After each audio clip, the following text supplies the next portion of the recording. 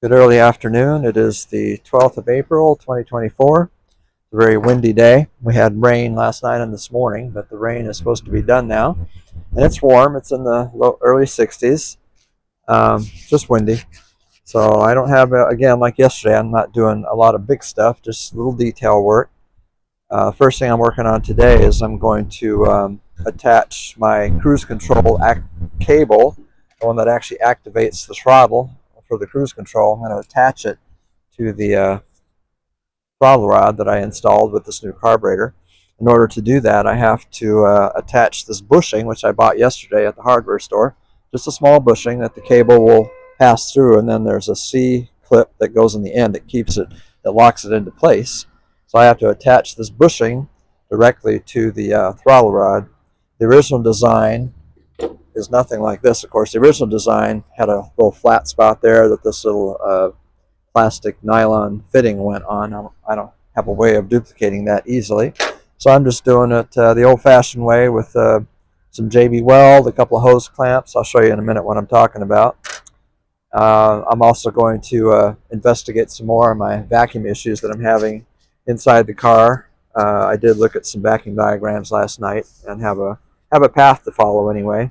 For one thing, I didn't know that the vacuum release for the trunk actually branches off the same supply line that supplies the vacuum for the windshield wipers. When you press the button in to activate the windshield washer, it sends some vacuum to the hydraulic windshield wipers and gets them started. Then as the vacuum bleeds off, they stop automatically. Well, that same system has vacuum that has a key in it that goes to that button in the glove compartment. At least that's what the diagram said, the vacuum diagram. So I'm going to look at that.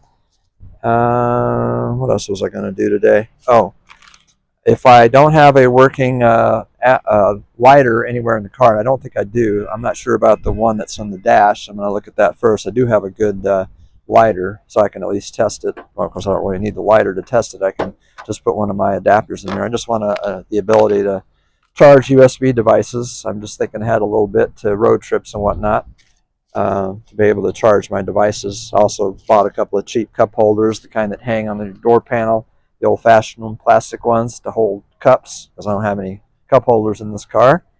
Minor stuff like that. Same, but there was something else on my list too. What was it? Let's see here.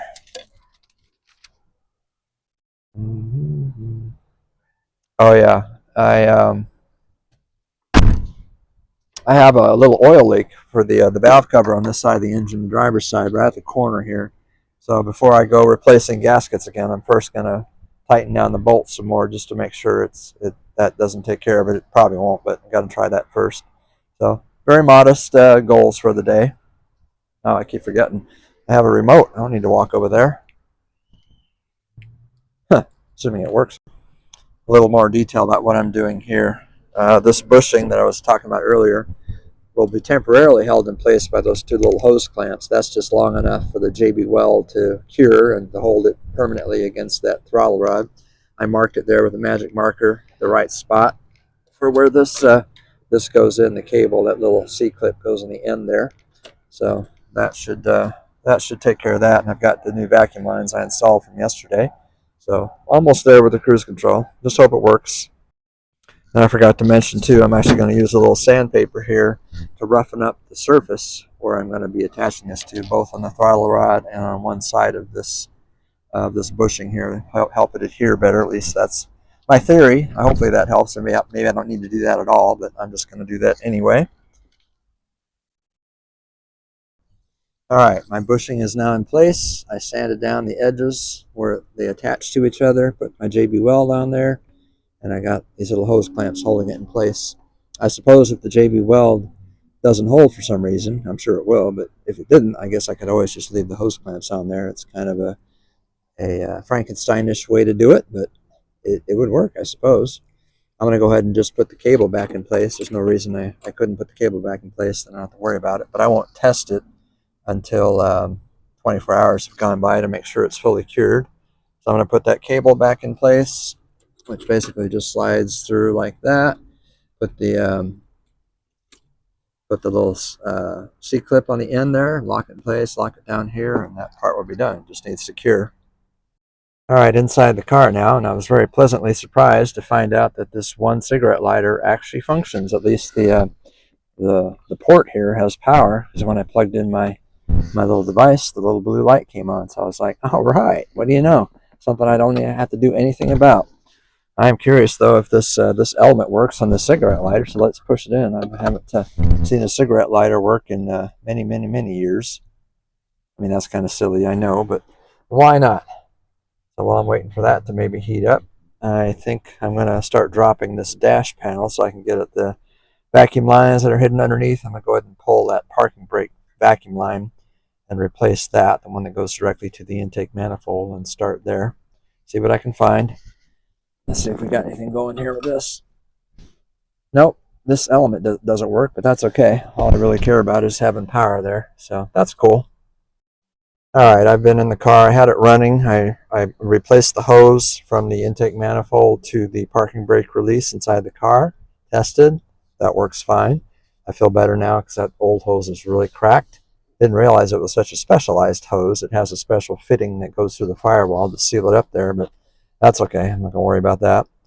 And after looking under the dash here, I see here no leaks at all, no vacuum leaks. I did pull off this hose right here, where it connects to the windshield wiper control, and there's definitely vacuum there. And it works. When I press the button, the wipers started, and they eventually stop themselves like they're supposed to. I also played with the ATC box right there. I reversed those two hoses and discovered they are in the correct position originally, so I put them back. When I reversed them and I had them on the de-ice position, the air was coming out of the air conditioning vents. So I know the actuators are working fine. So I put it back the way it was, and when I press de-ice, I definitely get air out the top. You can see the mess that's gotten blown out of those vents too. When I have it on low, when it should be coming out the air conditioning register, it's not. And it could be because I don't have a compressor in the car and there's no actual cooling going on. It just all comes out at the floor, which I'm fine with right now, especially during cold weather. That'll be nice to know that the heater actually works. Oh, I just realized the only thing I haven't tested yet is to make sure that the doors under the hood actually operate too. So I'm going to test that real quick. Have I done anything else in here? Nope. Still a mystery about the vacuum trunk release.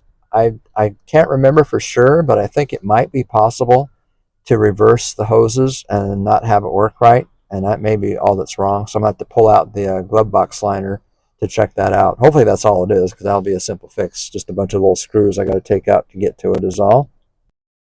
Good news under the hood. This little valve here does work. It's fully engaged right now when I turned it on the de-ice position. I also checked to make sure there was vacuum here. This will operate the heater valve one day, and then there is vacuum there, so that's good. That means my heater, when I get it set up with a new heater core and a heater valve, the heater should work just fine. And then I can focus some other time on the air conditioner, especially once I've moved back to Texas or into a hotter climate. So I'm very pleased to see that functioning. So far I haven't found any leaks, any vacuum leaks, so I'm just going to proceed with taking the glove liner out now and seeing if there's vacuum there when the car is running. A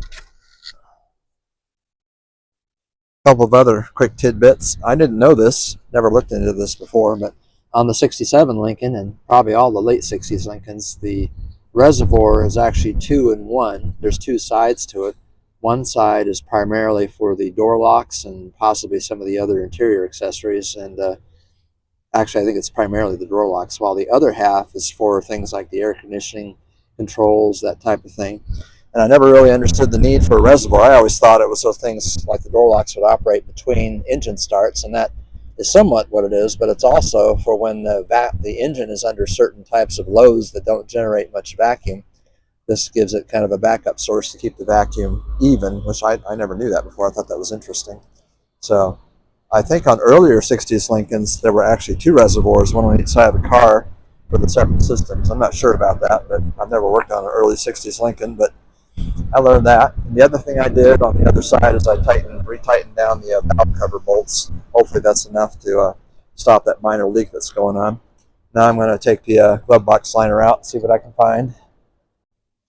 I was looking at this door hinge. I don't know if you recall, but I was lamenting the fact that I should have tried adjusting these door hinges where they attach to the body right here, because this door is a little too far back this way. I mean, it's no more than a 30 seconds to a 16th of an inch that it needs to move that way. But I thought I had to have the dash out of the way to do that, but it turns out I'm wrong. The only thing I really have to do is remove this kick panel again, this side panel, which of course it means I got to take all this off down here again to get to it, because the upper part are bolts going in like this. I can actually loosen them from right here. It's only the bottom ones that come from the inside out, and I can get to them right through here. So I didn't know that, so that gives me hope that maybe I can go ahead and try and adjust this this whole door so it fits a little better. Anyway, I've got the glove box liner out, and just checking behind where the switch is here. The hoses are certainly in place. So what I'm going to do now is start the car up and check for vacuum source here. I can't imagine I could have put this the hoses on backwards, because one, obviously, this one right here goes to the rear of the car where the trunk release is, and I know that works because that's how I got the trunk open when I first got the car. So I applied vacuum directly to this hose. Now I'm going to, like I said, I'm going to start the car, pull the hose off, and check to see if there's vacuum here or not, and go from there. All right, the car is running. This is the source of vacuum, and there's definitely vacuum on it. It's weak, but it's strong enough to open the trunk up. So what I'm going to do now, let's see if I can either reverse these. Maybe I just do have them plugged in backwards, and try the button again. Okay, so I'm switching that hose. Let's do this one, the other connection. Where is it? Come on. I lost it. Where'd it go? Oh, it's up here. Come on. Oh, that's interesting. I hear hissing now that I tried to connect it. Huh. Let me see if I can just connect these two hoses directly together and hear the trunk open or not.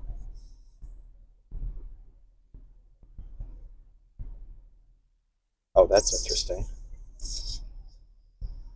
Let me put this back on the switch here. Press the button. See if I hear vacuum hissing. Oh, I do. Oh, isn't that interesting? It appears there's something wrong in the trunk. Maybe I didn't have to go inside the glove box at all. Well, I'll check that out next. Okay, I'm at the trunk, and this is rather embarrassing. As soon as I took the cover off, it became immediately apparent why the vacuum release wasn't working. The hose is supposed to be plugged in right there. It's not plugged in. I must have forgotten to plug it back in when I was messing with the adjustment on this trunk when I first got the car. Isn't that embarrassing? So I'm going to find the hose, plug it in, and retest. All right, it took several attempts to get this thing working again, but I finally got it working. It wasn't just a simple matter of plugging in the vacuum line. Even after I did that, it wouldn't work. I don't know why.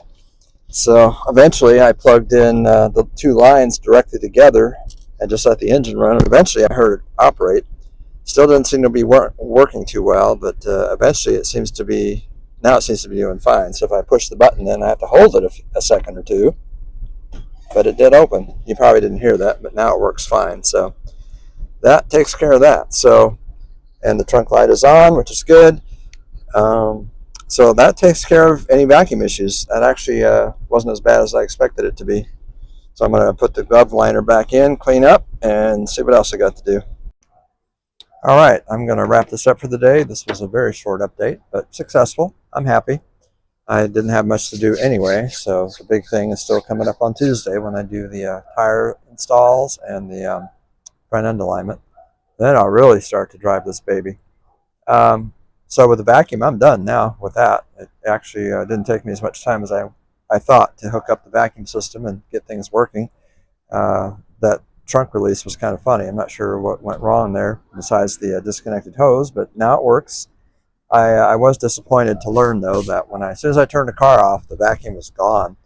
The reservoirs, obviously there's leaks. There's still old hoses in the system, and the only thing I don't like about that is if there's enough of a leak, then it's affecting how the car runs. It affects the carburation and whatnot, but I don't think it's serious leaks. I mean, I don't hear anything. I don't hear any hissing or anything like that. So whatever leaks there are, they're small, so hopefully it's not enough to really bother how the car runs. Who knows, it might even run a little better. But So I took care of the vacuum stuff. I'm waiting 24 hours for the JB Weld to do its thing for the cruise control attachment. So I'm not going to drive the car today. I'll take it for a spin tomorrow afternoon after 24 hours and test out the cruise control. That should be fun. I'm looking forward to that. What was the other thing? I know there was something else. I replaced the one vacuum line for the parking brake, and that works. And I did some troubleshooting with the heating and the AC, and found that the blend door under the hood works with the heating system, and it sends vacuum to where the heater valve will eventually be. That works, so that's good. So the vacuum system, as far as I know, is done. It works. Everything works as it should right now. I even tested the windshield wiper automatic shut off when you press the button in. I did order, I don't know if I mentioned this, I did order a new heater core and heater valve. I got the heater core coming from Mark II Enterprises along with the new gaskets that go around it to hold it in place. And I bought a new heater valve from, I think it's something like Old Air Supply or something like that on eBay. They had the best price on it.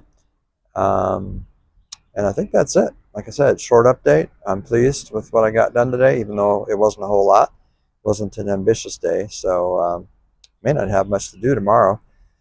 When I get a full day, when I can count on the weather to be nice for a full 24 hours, I will do that rear door, replace that rear door.